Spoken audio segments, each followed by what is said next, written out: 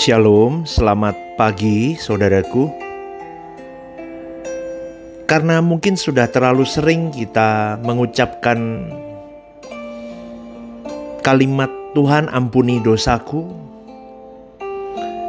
saking seringnya kita tidak lagi meresapi kalimat itu, kita tidak menghargai kalimat itu, dan kita tidak sungguh-sungguh mengerjakan di dalam hidup kita dengan baik, saudaraku. Akibatnya proses pengampunan itu dianggap murahan, karena kita tidak sungguh-sungguh melihat itu sebagai sebuah kesempatan untuk berubah lebih baik. Sejatinya pengampunan dosa tidak diberikan dengan murahan, saudaraku, dan tidak diberikan tanpa alasan atau landasan. Ketika Adam Hawa jatuh dalam dosa di Eden, Adam pertama tidak ada pengampunan. Tidak bisa ada pengampunan, sebab setiap dosa harus ada ganjarannya, dan pengampunan harus ada dasar dan alasannya. Di dalam kebijaksanaan dan asas keadilan Allah Bapa, harus ada yang memikul akibat dosa yang dilakukan manusia itu. Maka Bapa mengutus putra tunggalnya, putra kesayangannya, untuk memikul dosa-dosa manusia itu. Saya mau mengajak kepada kita semua yang memiliki anak, kita pasti mengerti bahwa anak itu seperti nyawa kita sendiri, saudaraku. Anak itu seperti mutiara kita. Dan Bapa di surga memberikan anak kesayangannya untuk engkau dan saya. Ini sebuah dinamika ilahi yang sulit untuk dipahami, tetapi sudah terjadi. Allah punya banyak hal, banyak kekayaan, tapi tidak ada yang lebih berharga dari pribadi putra tunggalnya Yesus. Ini pengorbanan yang luar biasa dari seorang bapa, saudaraku.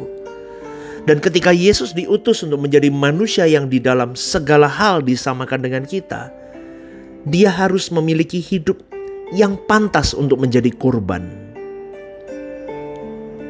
Ia harus memiliki hidup sebagai imam besar yang berkualitas sebagai imam besar di kekekalan, yaitu tidak bercacat dan tidak bercela.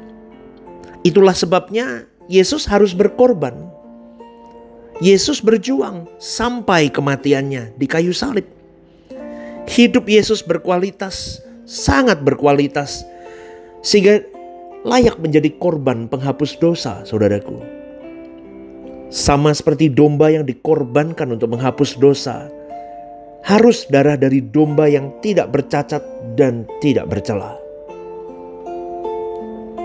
Jadi bukan sekedar nyawa yang dipersembahkan untuk menggantikan kita, tapi nyawa dari pribadi yang agung, yang mulia. Di dunia ini ada orang yang rela menyerahkan nyawanya untuk orang lain. Tetapi kita perlu memperhatikan bagaimana kualitas hidup orang itu. Sedangkan Yesus memberikan nyawanya dengan kualitas yang perfect, saudaraku. Kualitas sempurna. Maka barulah bisa terjadi yang namanya penebusan dosa. Lebih mahal, lebih agung dari yang kita duga. Maka pagi hari ini saya mau ajak kita semua berpikir lebih dalam tentang penebusan. Supaya kita tidak jadi Kristen-Kristen yang terus begitu-begitu saja. Jatuh terus dalam dosa itu, terus berkutatnya. Ayo kita pikirkan hal ini. Bahwa pengampunan dosa yang disediakan Allah Bapa bagi kita melalui kurban Tuhan Yesus itu mahal, sangat mahal, sangat mahal. Dari pihak Bapa, dia kehilangan anak kesayangannya. Waktu mengutus Yesus menjadi manusia, dia kehilangan anak kesayangannya. Itu dari pihak Bapa. Dari pihak Yesus, ia harus berjuang memiliki hidup yang berkualitas di mata Bapanya. Dia harus berjuang sampai pada kesempurnaan. Baru dia bisa menjadi kurban. Bagai anak domba yang tidak bercacat dan tidak bercela. Kita harus menghargai hal ini, saudaraku. Jangan karena kita sudah terlalu sering jatuh dalam dosa, kita sering meminta maaf, kita minta pengampunan Tuhan. Akhirnya menjadi sembarangan kita mengucapkan itu tanpa perubahan hidup yang sungguh-sungguh. Akrab di bibir, akrab di telinga. Tapi kita tidak menghayati betul-betul harga yang diberikan untuk sebuah pengampunan. Kita tidak menghayati harga pengorbanan Yesus. Kita tidak menghargai harga apa yang dirasa oleh seorang bapa ketika memberikan anaknya. Kita pikirkan itu, jangan egois, saudaraku. Jadi Kristen itu gak egois. Bukan seenak-enak hidupmu sendiri jadi Kristen itu. Kau seenak-enaknya bertuhan, kau seenak-enaknya beragama, kau seenak-enaknya minta ampun, kau seenak-enaknya lakukan ini dan itu. Rusak Kristen begitu. Maka pagi hari ini bertobatlah, berubahlah. Jangan bebal, jangan keras hati, saudaraku. Jangan keras kepala. Jadi bukan tanpa alasan kalau Tuhan Yesus menghendaki perjamuan kudus itu terus dilakukan. Karena ini adalah inti dari keselamatan. Kita harus selalu mengingat kurban Tuhan Yesus. Setiap kali kamu makan roti ini dan minum anggur ini, kata Tuhan, kamu mengingat pengorbananku. Maka perjamuan kudus itu untuk mengingat, mengenang bahwa ada satu pribadi, yaitu Bapa yang menginisiatifkan semuanya ini. Ada lagi satu pribadi, Tuhan Yesus itu, yang mau memberikan dirinya, berkorban untuk kau dan saya. Bukan cuma rutinitas bulanan kau ke gereja lokalmu, kau makan hosti, kau minum anggur, sudah pulang, aku udah dimenangkan oleh Tuhan, diampuni, selesai. Besok kau lakukan hidup yang bejat lagi. Aduh, saudaraku, itu orang yang menyepelekan Tuhan itu sebetulnya. Dan orang-orang begitu tuh gak layak diampuni sebetulnya. Tapi untungnya kita punya Tuhan yang selalu memberi pengampunan loh. Tapi Kristen banyak yang begitu, seenaknya sama Tuhan. Kurang ajar, saudaraku, sama Tuhan itu banyak yang kurang ajar. Kurang ajar, baik sama Tuhan kalau ada maunya. Mau minta diberkati pekerjaannya, sehat dari sakit, lolos ujian, terus apa lagi? Cari jodoh, apalagi pengen punya anak, apalagi kepingin suaminya berubah, istrinya berubah, terus berdoa meratap. Tapi manfaatin Tuhan aja, hidupnya gak pernah mau berubah. Itu yang saya katakan selalu, saudaraku. Orang yang model begini nih seharusnya gak layak kok. Apalagi menyebut dirinya Kristen. Kristen itu pengikut Kristus. Kristus itu kayak apa hidupnya? Dia mau nyenengin bapaknya aja. Kristen hari ini yang aku pengikut Kristus, nyenengin dirinya sendiri. Ya kan? Tujuannya apa? Supaya pekerjaannya lancar, terus untuk apa? Duitnya. Untuk senang-senang. Untuk kesenangan dirinya. Untuk naikin taraf hidupnya. Dulu makan di kaki lima, sekarang makan di restoran. Dulu bajunya apa adanya, sekarang mulai merek-merek. Parfum dulu 20.000, sekarang udah jutaan. Tujuannya kan begitu, saudaraku.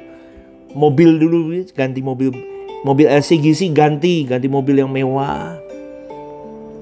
Mulai sepatu mahal-mahal, branded semuanya. Habis itu lupa sama Tuhan. Tapi kalau untuk bantu pekerjaan Tuhan, aduh pelitnya minta ampun. Aduh, saudaraku, itu Kristen banyak begitu.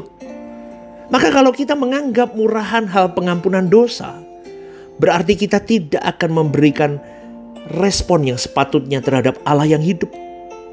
Dan kita tidak menghormati Allah. Kita tidak memperlakukan Allah dengan patut.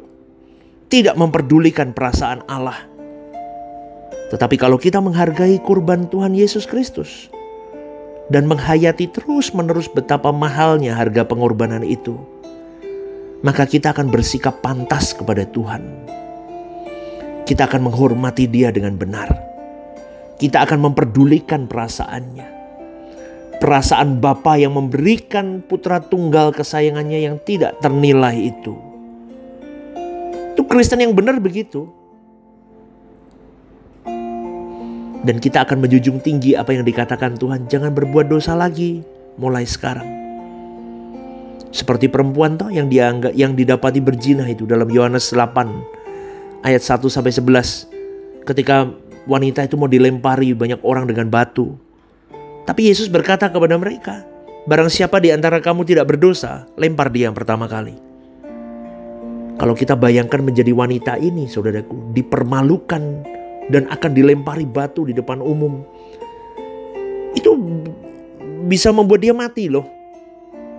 Ini kondisi yang krisis dan kritis. Itu gambaran dari wanita yang berbuat zina itu.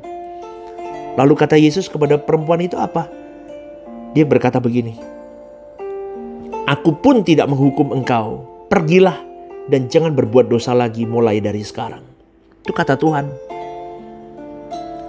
Saudaraku, penghargaan kita kepada kurban Tuhan Yesus itu tentu bukan hanya dengan perasaan yang melankolis, menangis di gereja, dengerin lagu gereja kok nangis, ikut nyanyi kok nangis.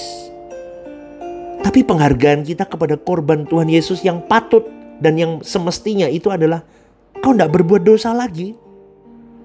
Dalam segala hal yang dilakukan harus tepat. Yang dilakukan harus benar di hadapan Allah. Setelah kita menjadi anak-anak Allah, maka Bapa akan mendidik kita. Agar kita bukan hanya berstatus anak-anak Allah, tetapi berkeadaan sebagai anak-anak Allah. Dan Yesus adalah modelnya. Ini harga mati, saudaraku, yang tidak bisa ditawar. Karena menjadi anak-anak Allah harus berkeadaan seperti Yesus. Ironis, harga mati ini seakan-akan bisa ditawar dan jadi murah karena sering dikompromi. Maka kekristenan menjadi murahan. Hari ini coba lihat, saudaraku, kekristenan diolok-olok banyak di sosial media. Karena oknum-oknum yang tidak mencintai Tuhan dengan benar. Tidak menempatkan diri dengan benar. Nama Tuhan yang dipermalukan. Maka pada pagi hari ini kita berkaca kepada diri kita. Bagaimana kita menghargai karya keselamatan ini. Bagaimana kita menghargai kesempatan dari setiap pengampunan dosa yang diberikan oleh Tuhan ini. Adakah kita menjadi manusia yang lebih baik, lebih benar menghargai Dia, berjuang untuk hati Bapa, atau sebaliknya kita sembarangan, kita menganggap ini sesuatu yang murahan dan sesuatu yang tidak ada harganya di mata kita. Kristen itu bayar harga. Kristen itu sakit, menyakitkan, karena kita harus membayar kurban itu dengan cara apa? Mematikan daging kita setiap saat. Renungkan ini, saudaraku. Jangan main-main dengan hidupmu. Selamat pagi ya. Kiranya Tuhan menyertai dan memberkati. Haleluya.